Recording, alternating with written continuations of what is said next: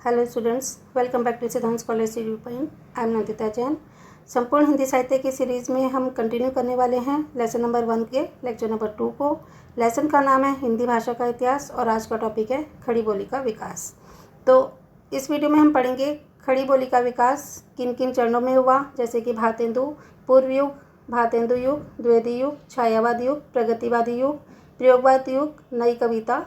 इन सब में खड़ी बोली का विकास कैसे हुआ, और साथ ही हम पढ़ने वाले हैं कि जो हिंदी के विकास से संबंधित संस्थाएं हैं वो कहाँ पर थीं और किस वर्ष में उनकी स्थापना हुई। तो चलिए वीडियो स्टार्ट करते हैं। खड़ी बोली के में हिंदी का विकास मुख्य रूप से निम्न युगों में हुआ। सबसे पहले है भारतेंदु पूर्व युग, जिसका काल है 1800 से 1850 ईस्वी तक। भारतेंदु युग में हिंदी भाषा की स्वीकृति को लेकर संघर्ष था। शुद्ध खड़ी बोली, जिसे हिंदवी भी कहा जाता है, उसके पुराने नमूने अमीर खुसरो और बंदा नवाज गेसुदराज की रचनाओं में मिलते हैं। ये हमने पिछली वाली वीडियो में पढ़ा था थोड़ा सा। हिंदी का वास्तविक आरंभ 1000 ईस्वी से माना जाता है। तब से लेकर आज तक के समय को 3 कालों में विभाजित किया गया है। पहला है आदिकाल, जो 1000 से लेके 1400 ईस्वी तक का चला। मध्यकाल 1400 ईस्वी से 1800 ईस्वी तक, और आधुनिक काल 1800 से अब तक। इसको हम डिटेल में भी पढ़ेंगे आगे आने वाले चैप्टर्स में। तीनों कालों को बहुत अच्छे से डिटेल में पढ़ने वाले हैं। फिलहाल इसमें जो है उतना पढ़ लेते हैं। हिंदी के विकास में सर्वप्रथम फोर्ट विलियम कॉलेज कलकत्ता का योगदान रहा। बहुत इम्पॉर्टेंट है, इसमें से बहुत सारे क्वेश्चंस बन सकते हैं जो लास्ट ईयर्स में आए हुए हैं अलग अलग सालों में। तो ध्यान से सुनिएगा। हिंदी के विकास में सर्वप्रथम फोर्ट विलियम कॉलेज कलकत्ता का योगदान रहा। इसके आचार्य जॉन गिलक्राइस्ट थे। इन्होंने भारतीय भाषाओं का अध्ययन किया। ईस्ट इंडिया कंपनी के प्रशासकों को हिंदी सिखाने के लिए उन्होंने एक व्याकरण और एक शब्दकोश की रचना भी की थी।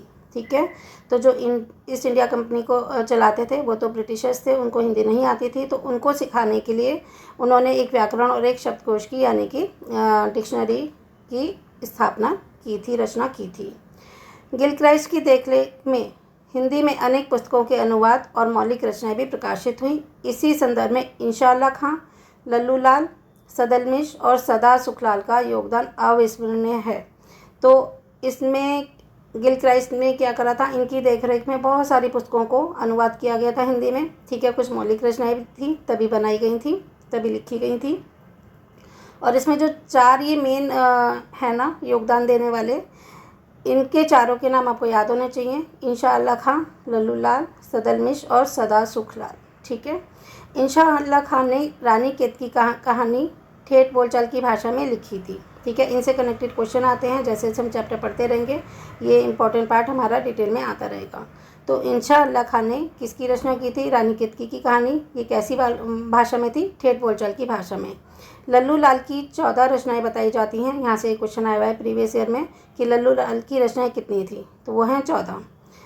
प्रेम सागर उनकी प्रसिद्ध कृति थी। सदलमिश ने नासिकेतोपाख्यान, जो कि 1803 ईस्वी में लिखा था, अध्यात्म रामायण और रामचरित की रचना की। तो इनके 3 रचनाएं थी इनकी, नासिकेतोपाख्यान, अध्यात्म रामायण और रामचरित।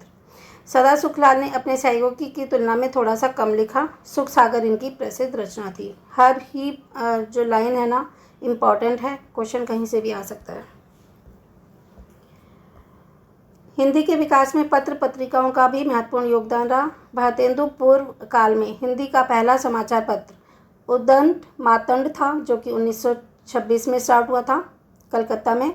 1928 में कलकत्ता से बंगदूत का प्रकाशन भी आरंभ हुआ, जिसे 1828 में कलकत्ता में बंगदूत का प्रकाशन आरंभ हुआ, जिसे 1829 में सरकार ने बंद करवा दिया था, क्योंकि इसमें ब्रिटिश सरकार के खिलाफ कुछ बोला जाता था और सरकार हर उस काम को बंद करवा देती थी जो उनके खिलाफ हो। भारतेंदु पूर्व युग के 2 प्रसिद्ध लेखक थे, राजा शिव प्रसाद सितारे हिंद तथा राजा लक्ष्मण सिंह। राजा शिव प्रसाद ने हिंदी में उर्दू शैली का प्रयोग किया। तो हिंदी तो यूज़ करते थे, लेकिन कौन सी शैली में लिखते थे? उर्दू शैली में। और जो राजा लक्ष्मण सिंह थे ना, उन्होंने हिंदी के विशुद्ध संस्कृत निष्ठ रूप का समर्थन किया। इन दोनों लेखकों के बारे में भी आता है, तो कंफ्यूज नहीं होना है। राजा शिव प्रसाद ने तो, जिन्हें सितारे हिंद भी कहा जाता था, उन्होंने तो हिंदी में उर्दू शैली का प्रयोग किया था, जबकि राजा लक्ष्मण सिंह ने हिंदी के विशुद्ध संस्कृत निष्ठ रूप का समर्थन किया। राजा शिव प्रसाद सितारे हिंद ने बनारस अखबार, जो कि 1844 में जिसका प्रकाशन आरंभ हुआ था, इनकी भाषा हिंदुस्तानी थी। इसकी उर्दू शैली के विरोध में सुधाकर पत्र का प्रकाशन हुआ, क्योंकि वो किस में लिखते थे, उर्दू शैली में लिखते थे हिंदी को, तो इसके विरोध में सुधाकर पत्र का प्रकाशन हुआ। इसी क्रम में कलकत्ता से समाचार सुधा वर्षन 1854 में दैनिक का प्रकाशन हुआ। ये दैनिक अखबार था, डेली आता था। पंजाब से नवीन चंद्र राय ने ज्ञान प्रकाशनी पत्रिका निकाली थी। राजा शिव प्रसाद सितारे हिंद ने विद्यालयों के लिए अनेक पाठ्य पुस्तकों की रचना करके हिंदी के विकास और प्रचार में योगदान दिया, क्योंकि राजा शिव प्रसाद जो थे सितारे हिंद, उन्होंने हिंदी में योगदान तो बहुत दिया, बस वो उर्दू शैली में लिखते थे, इसका थोड़ा सा विरोध भी हुआ था, लेकिन साथ ही उन्होंने हिंदी के विकास और प्रचार में बहुत अधिक योगदान दिया था।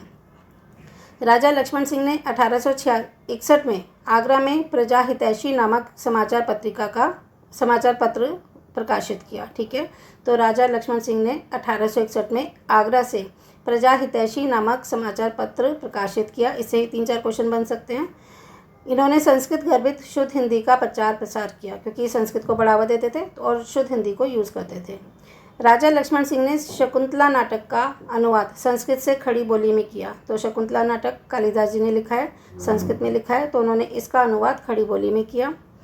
ईसाई पादरियों ने अपने धर्म के प्रचार के लिए हिंदी को माध्यम बनाया। इससे हिंदी के प्रचार प्रसार में बड़ी सहायता मिली, क्योंकि भारत के लोग हिंदी ज़्यादा समझते थे। ठीक है, तो ईसाई पादरियों ने क्या करा, उनको अपना करना तो अपने धर्म का प्रचार था, लेकिन उन्होंने हिंदी के माध्यम से अपनाया, जिससे कि लोगों को समझ आए। तो इससे हिंदी के प्रचार प्रसार में भी बड़ी सहायता मिली। 1817 में कलकत्ता बुक सोसाइटी और 1833 ईस्वी के लगभग आगरा स्कूल बुक सोसाइटी की स्थापना की गई। इससे विभिन्न विषयों की पुस्तकों का प्रकाशन स्टार्ट हुआ। तो ये तो अभी हमने पढ़ लिया भारतेंदु पूर्व युग। अब हम पढ़ने वाले हैं भारतेंदु का युग। भारतेंदु जी का युग था 1850 से लेके 1900 तक। भारतेंदु युग पर मैंने पूरी वीडियोस बनाई रखी हैं, उसका लिंक भी मैं आपको डिस्क्रिप्शन में दे दूंगी, आप देख सकते हैं। तो भारतेंदु हरिश्चंद्र को आधुनिकता का प्रवर्तक साहित्यकार माना जाता है। बहुत इम्पोर्टेंट था इनका युग। इन्होंने बहुत हिंदी के प्रचार प्रसार में अपना योगदान दिया है। तो इन्होंने हिंदी की विभिन्न विधाओं में साहित्य सृजन किया। 1850 ईस्वी से 1900 तक की अवधि को भारतेंदु युग कहते हैं। 50 साल की अवधि जो है ये 1850 से 1900 तक की अवधि, इसे भारतेंदु युग कहा जाता है। इस युग में हिंदी के गद्य के बहुमुखी रूप का सूत्रपात हुआ। गद्य की रचना के लिए खड़ी बोली को माध्यम के रूप में अपनाया गया। भारतेंदु ने राजा शिव प्रसाद सितारे हिंद की अरबी फारसी प्रधान हिंदी और राजा लक्ष्मण सिंह की संस्कृत निष्ठ हिंदी के बीच का मार्ग निकाला। तो वो बिल्कुल ना तो अरबी फारसी की तरह से लिखते थे, ना ही पूरी तरह संस्कृत निष्ठ। उन्होंने इसके बीच का मार्ग निकाला। हिंदी खड़ी बोली के विकास में भारतेंदु जी का योगदान हरिश्चंद्र मैगजीन 1873, हरिश्चंद्र चंद्रिका और बाला बोधिनी जो कि 1874 में स्टार्ट हुई थी, पत्रिकाओं में उनके निबंधों को देखा जा सकता है। कौन कौन सी मैगजीन में? हरिश्चंद्र मैगजीन, हरिश्चंद्र चंद्रिका और बाला बोधिनी। यहाँ से क्वेश्चन आता है पेपर में, ध्यान से पढ़ लीजिएगा। भारतेंदु मंडल के रचनाकारों का मूल स्वर नवजागरण है। ठीक है, तो भारतेंदु मंडल के रचनाकारों का मूल स्वर क्या था? नवजागरण, क्योंकि वो लोगों को जागृत करना चाहते थे अपने देश की आज़ादी के लिए। इसके प्रमुख रचनाकार कौन कौन से हैं? एक तो भारतेंदु हरिश्चंद्र वो खुद थे, साथ ही इनके साथ थे पंडित प्रताप नारायण मिश्र, बद्री नारायण चौधरी प्रेमघन, बालकृष्ण भट्ट, अंबिका दत्त व्यास, राधा चरण गोस्वामी, ठाकुर जगमोहन सिंह, लाला श्रीनिवास दास, सुधाकर द्विवेदी और राधा कृष्ण इत्यादि। ठीक है, तो इसके पर पूरी वीडियोस मेरी बनी हुई हैं, आप देख सकते हैं इन्हें। बहुत इंपॉर्टेंट है, हमने सबके बारे में अलग अलग पढ़ा है। हिंदी के विकास में काशी नागरी प्रचारणी सभा 1893 ईस्वी, क्योंकि इनके सन भी आपको साथ साथ याद रखने हैं, इसलिए मैं आपको बीच बीच में बता रही हूँ। और इंडियन प्रेस प्रयाग का योगदान अत्यंत महत्वपूर्ण है। तो हिंदी के विकास में एक तो काशी नागरी प्रचारणी सभा जो कि 1893 से स्टार्ट हुई थी, और इंडियन प्रेस प्रयाग, इन दोनों का योगदान बहुत ही महत्वपूर्ण रहा। नागरी प्रचारणी सभा की प्रेरणा से इंडियन प्रेस प्रयाग द्वारा जून 1900 ईस्वी में सरस्वती पत्रिका का प्रकाशन हुआ। यहाँ से क्वेश्चन आता है, सरस्वती पत्रिका का प्रकाशन कब हुआ? जून 1900 में हुआ। कहाँ से हुआ? इंडियन प्रेस प्रयाग से हुआ। और किसकी प्रेरणा से हुआ? नागरी प्रचारणी सभा की प्रेरणा से हुआ। ठीक है। इसके प्रथम संपादक कौन थे? चिंतामणि घोष। जब हम सारे कौन प्रथम है वो सारी चीज़ें पूछेंगे ना कि ये प्रथम संपादक, प्रथम पत्रिका वगैरह वगैरह, उसका पूरा चार्ट पढ़ेंगे, वहाँ पे भी होगा। लेकिन जो चीज़ अभी आती जा रही है आप उसे लर्न करते चलिए कि सरस्वती पत्रिका का प्रकाशन 1900 जून में हुआ था, 1900 ईस्वी जून में, और इसके प्रथम संपादक थे चिंतामणि घोष। ठीक है। 2-3 बार रिपीट करने का मेरा मेन मोटिव यही है कि जो क्वेश्चन बार बार आते हैं मैं आपको उस पर थोड़ा सा बार बार बताती रहूँ, जिससे कि आपके माइंड में फीड हो जाए। अब हम पढ़ने वाले हैं द्विवेदी युग। द्विवेदी युग 20 साल का था, 1900 से लेकर 1920 ईस्वी तक। पंडित महावीर प्रसाद द्विवेदी ने वर्ष 1903 में सरस्वती पत्रिका के संपादक के रूप में वो नियुक्त हुए थे। सरस्वती पत्रिका को 20वीं शताब्दी के आरंभिक चरणों का विश्वकोश कहा जाता है। मोस्ट इम्पोर्टेंट क्वेश्चन है। वर्ष 1900 से लेकर 1920 तक की अवधि को द्विवेदी युग कहा जाता है। इस युग को डॉक्टर नागेंद्र ने जागरण सुधार काल कहा है। यहाँ से भी क्वेश्चन आता है कि द्विवेदी युग को जागरण सुधार काल किसने कहा है? डॉक्टर नागेंद्र ने कहा है।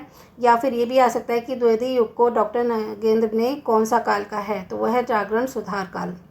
पंडित महावीर प्रसाद द्विवेदी ने सरल और शुद्ध भाषा के प्रयोग पर विशेष बल दिया। वे लेखकों, कवियों की रचनाओं की वर्तनी और व्याकरण संबंधी त्रुटियों को स्वयं संशोधित कर देते थे। तो कुछ अगर लेखकों की या कवियों की रचनाओं में थोड़ी सी व्याकरण संबंधी त्रुटियाँ होती थी तो वो उसे करेक्शन कर देते थे और उन्हें शुद्ध लिखने के लिए भी प्रेरित करते थे। द्विवेदी युग के प्रमुख कवि थे, ध्यान से सुनिएगा, बहुत इंपॉर्टेंट है। द्विवेदी युग के प्रमुख कवि हैं मैथिली शरण गुप्त, रामचरित उपाध्याय, अयोध्या सिंह उपाध्याय जिनको हरिओद भी कहा जाता है, नाथूराम शर्मा शंकर, सियाराम शरण गुप्त, महावीर प्रसाद द्विवेदी, जगन्नाथ दास रत्नाकर, राय देवी प्रसाद पूर्ण, गया प्रसाद शुक्ल स्नेही, राम नरेश त्रिपाठी, बालकृष्ण शर्मा नवीन इत्यादि। ठीक है। तो एक उपाधि इनको मिली होती थी, ये अपने नाम के साथ उसे जोड़ लिया करते थे सब। अब आता है हमारा छायावाद युग, जो कि 1918 से लेकर 1936 ईस्वी तक का रहा।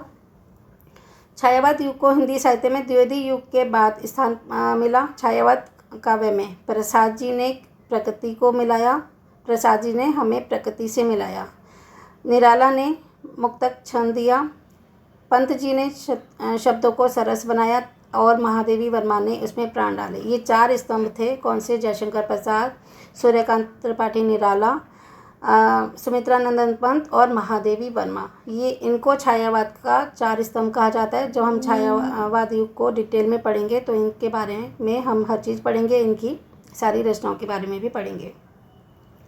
छायावाद युग में माखनलाल चतुर्वेदी, बालकृष्ण शर्मा नवीन, सुभद्रा कुमारी चौहान, रामधारी सिंह दिनकर, सोहनलाल द्विवेदी, सियाराम शरण गुप्त, श्याम नारायण पांडे, गुरुभक्त सिंह इत्यादि ने अन्य काव्य प्रवृत्तियों में साहित्य सृजन करके हिंदी को समृद्ध बनाया। छायावाद युग में पद्य के ही नहीं बल्कि गद्य के संदर्भ में भी साहित्यिक खड़ी बोली के विकास का स्वर्ण युग था। तो पद्य होते हैं जिसमें सिर्फ कविता लिखी जाती है, गद्य होते हैं जिसमें कहानी और नाटक वगैरह भी लिखे जाते हैं। तो छायावाद युग खाली पद्य का ही नहीं गद्य का युग भी था, जिसमें साहित्यिक खड़ी बोली के विकास हुआ काफ़ी, इसलिए इसको स्वर्ण युग कहा जाता है। कौन सा स्वर्ण युग? साहित्यिक खड़ी बोली के विकास का स्वर्ण युग। किसको? छायावाद युग को। अब हम पढ़ते हैं प्रगतिवाद युग, जो 1936 से 1942 तक रहा। हिंदी साहित्य में वर्ष 1936 से 1942 तक की अवधि को प्रगतिवाद के नाम से जाना जाता है। प्रगतिवाद के आदि प्रवर्तक कार्ल मार्क्स थे। ठीक है। अब इस लाइन को ध्यान से सुनिएगा। राजनीति में जो मार्क्सवाद है, साहित्य में वही प्रगतिवाद है। तो अगर हम पॉलिटिक्स की बात करें तो कार्ल मार्क्स का जो काल कहा जाता है उसे मार्क्सवाद कहते हैं। लेकिन अगर हम लिटरेचर की बात करें, हिंदी लिटरेचर साहित्य की बात करें तो वो प्रगतिवाद है। तो कहा जा सकता है कि राजनीति में जो मार्क्सवाद है, साहित्य में वही प्रगतिवाद है। यहाँ से क्वेश्चन आता है। प्रगतिवादी कवियों में सुमित्रा नंदन पंत, सूर्यकांत त्रिपाठी निराला, केदारनाथ अग्रवाल, नागार्जुन, त्रिलोचन शास्त्री, रांगे राघव, शिव मंगल सिंह सुमन और डॉक्टर रामविलास शर्मा आदि हैं। तो प्रगतिवाद युग भी हमारा हो गया है फिनिश। अब हम पढ़ लेते हैं प्रयोगवाद युग। इसका काल था 1943 से लेकर 1953 तक। प्रयोगवाद शब्द का प्रचलन अज्ञ जी द्वारा संपादित तार सप्तक से माना जाता है। ये तार सप्तक क्या है आने वाली वीडियो में हम पढ़ेंगे। तो अज्ञा ने तार सप्तक के कवियों को राहों का अन्वेषी कहा है। प्रयोगवाद सबसे अधिक अस्तित्ववाद से प्रभावित है। समकालीन समीक्षा में अज्ञा को अस्तित्ववादी घोषित किया गया था। प्रयोगवाद युग में खड़ी बोली का काव्य भाषा में उत्तरोत्तर विकास होता चला गया। तो खड़ी बोली का विकास हो ही रहा था, लेकिन प्रयोगवाद में खड़ी बोली का काव्य भाषा में उत्तरोत्तर विकास होता चला गया, आगे बढ़ता ही गया। अब हम पढ़ते हैं नई कविता, जिसका युग है 1953 से स्टार्ट हुआ और अब तक, ठीक है, और आगे भी चलेगा जब तक कुछ और युग नहीं आता। तो नई कविता के प्रमुख तत्व अनुभूति की सच्चाई और बुद्धिमूलक यथार्थवाद दृष्टि है। तो नई कविता में क्या है कि अनुभूति की सच्चाई, जो हम महसूस करते हैं, अनुभूति करते हैं जिस बात की, उसकी सच्चाई, और बुद्धिमूलक यानी कि उसमें बुद्धि से भी बुद्धि को भी ज़्यादा यूज़ किया जाता है कि अपने हिसाब से सोचना और उसको बताना, और उसमें यथार्थवादी दृष्टि रखना, ये नई कविता की विशेषता है। नई कविता पत्रिका का प्रकाशन वर्ष 1954 में इलाहाबाद से हुआ था। इसके संपादक डॉक्टर जगदीश गुप्त थे, ठीक है। तो बहुत इंपॉर्टेंट है, छोटा सा पार्ट है, आपको याद करना है, 2-3 क्वेश्चन इसमें से बन सकते हैं। आगे है दक्षिण के राष्ट्रकूटों और यादवों का राज्य स्थापित होने पर वहाँ हिंदी का खूब प्रचार प्रसार हुआ। तो दक्षिण में राष्ट्रकूट थे और यादवों का राज्य स्थापित हो चुका था, तो वहाँ पे हिंदी का खूब प्रचार प्रसार हो रहा था। मुस्लिम साम्राज्य के विस्तार के साथ ही हिंदी भाषा आंध्र प्रदेश, कर्नाटक आदि प्रदेशों में भी प्रसारित हुई, तो दक्षिण में ये काफ़ी फैलती चली गई। स्वाधीनता संग्राम आंदोलन की भाषा हिंदी होने से हिंदी का पूरे देश में व्यापक प्रचार प्रसार हुआ, क्योंकि स्वाधीनता संग्राम चल रहा था उन दिनों, तो उसमें मेन भाषा क्या थी, सब हिंदी बोलते थे, इसलिए उस समय भी हिंदी का प्रचार प्रसार खूब हुआ। हिंदी हमारे देश की समृद्ध भाषा है। इसमें साहित्य की सभी विधाएं, जैसे कि नाटक, कहानी, उपन्यास, निबंध, आत्मकथा, जीवनी, रिपोर्टाज, यात्रा साहित्य, पत्र साहित्य इत्यादि में साहित्य सृजन हो रहा था। तो इसको एक एक करके हमें आगे पढ़ना होगा, सारी विधाओं के बारे में, कितने नाटक हैं, किसने लिखे हैं, कब लिखे हैं, और कौन उनके मुख्य पात्र हैं, हमें डिटेल में पढ़ना होगा, तभी हमारा साहित्य कंप्लीट होगा। अब हम पढ़ लेते हैं हिंदी के विकास से संबंधित संस्थाएं कौन सी थी, कौन सी ऐसी संस्थाएं थी जिन्होंने हिंदी का विकास किया, और वो उनकी स्थापना कब हुई और कहाँ हुई। पहला नाम है फोर्ट विलियम कॉलेज, जो कि कलकत्ता में पश्चिम बंगाल में है, और इनका स्थापना वर्ष है 1800। हिंदी उदाहरणी प्रतिनिधि मध्य सभा प्रयाग उत्तर प्रदेश वर्ष 1884। नागरी प्रचारणी सभा काशी उत्तर प्रदेश वर्ष 1893। हिंदी साहित्य सम्मेलन प्रयाग उत्तर प्रदेश वर्ष 1910। दक्षिण भारत हिंदी प्रचार संस्था मद्रास चेन्नई 1915। अखिल भारतीय संगीत परिषद मुंबई महाराष्ट्र 1919। गुजरात विद्यापीठ अहमदाबाद गुजरात 1920। हिंदी विद्यापीठ देवघर झारखंड में है ये, वर्ष 1929। नागरी लिपि सुधार समिति इंदौर मध्य प्रदेश में है, 1935। प्रगतिशील लेखक संघ लखनऊ, ये उत्तर प्रदेश में है, 1936। क्योंकि आपको स्टेट के नाम के साथ साथ वहाँ का जो एक पर्टिकुलर डिस्ट्रिक्ट है उसका नाम भी याद करना होगा, कि लखनऊ भी और उत्तर प्रदेश भी। क्योंकि अगर ऑप्शन में खाली लखनऊ वगैरह आते हैं तो आपको लखनऊ पे टिक करना है, लेकिन अगर उत्तर प्रदेश मध्य प्रदेश आते हैं तो आपको उत्तर प्रदेश पे टिक करना है, तो दोनों ही याद करना। प्रगतिशील लेखक संघ लखनऊ उत्तर प्रदेश वर्ष 1936 में। राष्ट्रभाषा प्रचार समिति वर्धा जो महाराष्ट्र में है 1936 में। असम राष्ट्रभाषा प्रचार समिति गुवाहाटी, ये असम में है, 1938 में। मुंबई हिंदी विद्यापीठ मुंबई महाराष्ट्र में है, 1938 में। Indian people's theatre association Mumbai Maharashtra में है, 1942 में। राष्ट्रभाषा परिषद पुणे महाराष्ट्र में है, 1945। देवनागरी लिपि सुधार समिति उत्तर प्रदेश 1947। बिहार राष्ट्रभाषा परिषद पटना बिहार में है, 1951। हिंदी साहित्य अकादमी नई दिल्ली में है, 1953।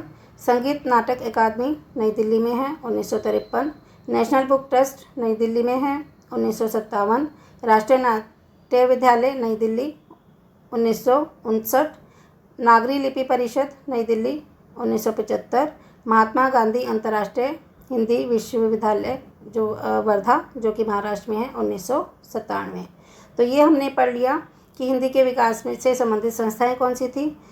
नेक्स्ट टॉपिक होगा हमारा हिंदी की उपबोलियाँ, बोलियाँ और उनके क्षेत्र।